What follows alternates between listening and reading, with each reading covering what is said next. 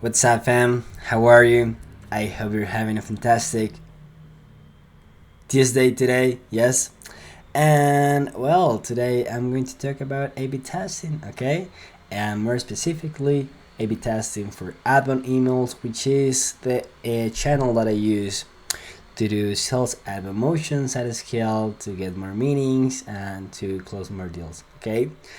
And the reason why I'm doing this video is because I think this is really important, and there is a lot of information in internet, and I just wanted to show you how I do A/B testing myself, and what I want, the purpose of this video is basically to give you some inspiration about how to do these things and my approach about this, because at the end of the day there are a lot of ways to about doing this kind of stuff, and it's completely normal. This, I mean, you can test a lot of things and see what works, what doesn't. But more importantly is to take your own approach, understand how this thing works, and based on that, do your own conclusions and move forward, okay? So the purpose of this video is for you just to take some inspiration if you want to copy this strategy, because at the end of the day it's a strategy about how I do A/B testing for outbound emails. And yeah, in that way, scale really in the best way your ad motions and generate more emails, generate more sales in meetings, and get more deals closed, okay? So with no further ado, let's get straight into this. When I was starting out, it was something that I was really scared about, and I did a lot of mistakes, so I hope this will be really valuable to you, okay? So let's start. Okay, so A/B testing for outbound emails by Samuel. If you don't know me, my name is Samuel. I'm the founder at Advertise, which is a B2B lead generation agency that helps B2B companies and agencies to generate more sales meetings using Clay and help them to close more deals. Okay, so yes, that's me, and we are going to talk about the things that you have to test. Okay, so the only thing that you have to test are your value propositions and offers, and your lead list, which is the data source that you're using to get your first data set. Okay, that's it. Thanks for watching, and I'm just kidding, let's go further with this. Okay, so as I was saying, the only thing that you have to test are your value propositions and offers and your lead list, which is the most important things in your ad motions. That's it. I mean, there's anything else that is more important than that. This is the most important thing. This is where your focus should be the most. Okay. There is anything else, I just keep it simple, man. Just is your value propositions and your offer. What are the things that your client gets after they pay? And your lead list. There is, for me personally, this is something that I'm going to touch on later on in this video. But for me personally, the most important thing is the data. Okay, and the data. When I say data, I mean the lead list. And the data is the first variable that you have to take into account, and is the one that makes everything run smoothly. And why is that? I'll talk about that in just a second. Okay, so how many emails do I have to send to get clear data? And when I mean about clear data, it's about like, hey, I've sent X amount of emails, and because of that, I know that this value proposition doesn't work. Or because of this amount of emails, I know that this lead list is not working. Okay, or because I've just sent X amount of emails, and I know that this value proposition works and this doesn't, or maybe anything works. Okay, so the reason you are selling something to to anyone, you know. Okay, so this is actually a really good question, you know. And in my personal experience, if the TAM, your total addressable market, is 10K plus, I would send at least 1,000 emails per value proposition and offer to get hard data. Okay, if the TAM is not that big, I would test and send at least 500 emails per value proposition offer, you know. Anything below that is not as clear as being able to send 1,000 emails. Do you understand? And this is something with in yellow, because this is really important. Okay, this doesn't mean that if you test less than 500 emails it won't work. Okay, of course it would work, and with more reasons if your lead lists are really good, because everything starts with the data that you have. Okay, and this is the point that I want to touch on. For me personally, this differs person to person, you know, that for me personally the most important thing is the data. Okay, and why is that, Samuel? Okay, because the data is the first set that you have, is the first like variable that you have in order to manipulate everything, you know. And why is that? Because a lead list, your data, if it's really refined, if it's really targeted, if you really know that the data that you have is actually good based on your value propositions, based on the problems that you sell to, basically everything works in harmony, everything works together, and everything is easy. Okay, and just think about it. And before I go on to this example, I just want to, this is pretty basic, but that's the thing. Okay, let's say you want to sell apples to monkeys, you know, it simply won't work. Why? Because monkeys like bananas, and that's it, you know. I mean, if you could change, or even though you can change your horses, okay, sorry, you could change, instead of changing to monkeys, you could change and you can sell apples to horses, you know, and it will sell, because at the end of the day, what you are getting, the most important thing right now is actually the people that you're selling to, you know. Are they qualified? They have the problem that you solve. They have X, Y, or C reason why you should reach out, because probably they are in exponential growth. Someone just left a role, an important role in the organization, and probably there is an open an open job for X position, or there is a sales job description that you want to fill in. I mean, there are a lot of reasons why someone will buy about you. You just have to understand that the data is the most important thing. Okay, and that's it. It's as simple as that. I mean, if you want to sell apples to monkeys, it won't work, but if you sell bananas to monkeys, it will work. Or either way, if you sell apples to horses, it will work too, you know, because horses likes bananas, and that's the analogy for me saying that an amazing lead list, and a lead list that is targeted, that it shows relevancy. You have triggers. There is a reason why you're contacting right now, and that lead list, that data has the same problems that you solve.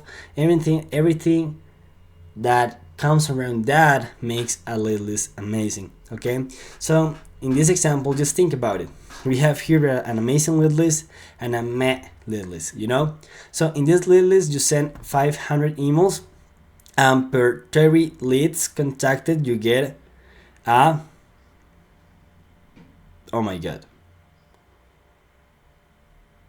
yes, it's 30 leads contacted per positive response. Okay, that means that you're getting 17 leads from this email list, you know. And from this one, you're sending 1,000 emails, and you're getting per for a per every 70 leads contacted, one positive response, which means 13 leads. For that reason, everything starts with the data set that you have. It must be the first variable to consider and the most important one when building your outbound motions. Okay? Now, the other thing that you need to take into account is test one variable at a time. Okay? In that sense, what I do is to test 2 to 10 value propositions to the sales list. Okay, so this is a 2 as to the sales list, and find the winning value proposition and offer. The more accurate and precise the lead list, the better. If it doesn't work, change the data source and repeat the process. If it doesn't work again and you don't have another data set to work on, it is the value props and offers that you're trying to sell, and basically you're trying to sell something that in your market nobody wants. Okay, this is something really important. People buy because they have a problem, and if you just make up something and you try to sell to somebody, it won't work. Okay, you have to back your offer, you have to back it up with someone. I mean, if someone just buys something, that's the reason that it's validated. If it's not, if you just think that, I don't know, probably solar companies would buy more leads, you are kind of in the wrong position, because a lot of solar companies are booked out like 3 months before summer. So you have to really think about that and really understand your audience, your prospects, your customers, to understand what value propositions use, what offers do you want to try to sell, so in that way you get conversions. Okay, so again, this is important. If your lead list is so good, so what I mean by that is that it has triggers that you can pull from to show relevancy, you understand the lead list very well, so you speak their journey, just need problems they have, or you start your conversation with value. Don't worry about how big the lead list is. If you understand your prospects, it will work. Same as here. Okay, look, man, if you have 300 leads, okay, but those leads are the ones that you understand the most. You understand them, and you can actually predict the actions that they will do in the future, because you breathe your market, you understand them really well. So then you can really set the reasons why someone will buy in your market, because you understand them well. If you're in that position where everything comes from the understanding of your prospects, and based on that you build your sales ad motions to show relevancy, to provide value, to give insights, okay, you will be fine. And I can assure you that you will sell a lot if that's your position. Okay, so what to do when you have the winning one? So what's a winning angle? Well, there are a lot of opinions around this. The average in the B2B market is around 300 leads per positive response, but we're amazing, right? So in that sense, I always aim to generate at least one positive reply every 250 leads in the campaign. Once you have the value prop that your market resonates with and the data to work on, and again, when I talk about data, I talk about the lead list. Now you can start. Okay, and this is something I just forget. The lead list is not only like the name, the first name, the email, the LinkedIn, and that's it. No. It's like all the data you have, if they are qualified, if the reviews, the triggers that you can pull from, the problems that they have, the growth that they have, everything. I mean, the data is, if you need the data, if you need X data to see if a prospect is qualified, that's what I'm talking about. That's the most important thing. If you need to know if you're selling a tool to B2B SaaS companies where It only works if they use HubSpot. You need the data to qualify them so because if you don't have the data, you will start spamming to everyone and it will be a completely mistake, so that's important. The data is actually the thing that in order to reach out to them easy.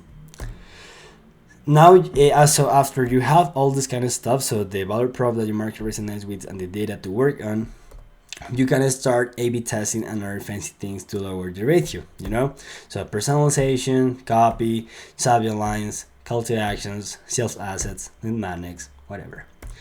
Still, I think that the variables that has the more leverage in the cold email campaign are the lead list and the value propositions. And I'll choose the data, the lead list every single time. Pretty good, right? So that's it for today. That's how I do A/B testing. This is pretty simple. There's nothing from the other world right here. The only thing that you have to really care about is to really understand your customers, really understand why they buy the thing that you have, what are the reasons behind that, what are the problems that can arise that situation where they want to buy your stuff, and you can understand what are the reasons why people get to buy the thing that you sell, and because of that you start generating demand because of the things that you sell and the problems that they have. You start getting really, really well at this game. Okay, so in conclusion, understand your market, get the data that you need to work on in order to get a fantastic little list to work on. Back up your value propositions with real life examples and give value in any sense to your prospects, and you'll be fine. Really, really fine. And remember, the most important things are the lead list and your offers, okay? Your value propositions. And that's it. Thanks for watching, and I hope you find something really valuable from this video. Yeah. See you in the next one. Bye bye.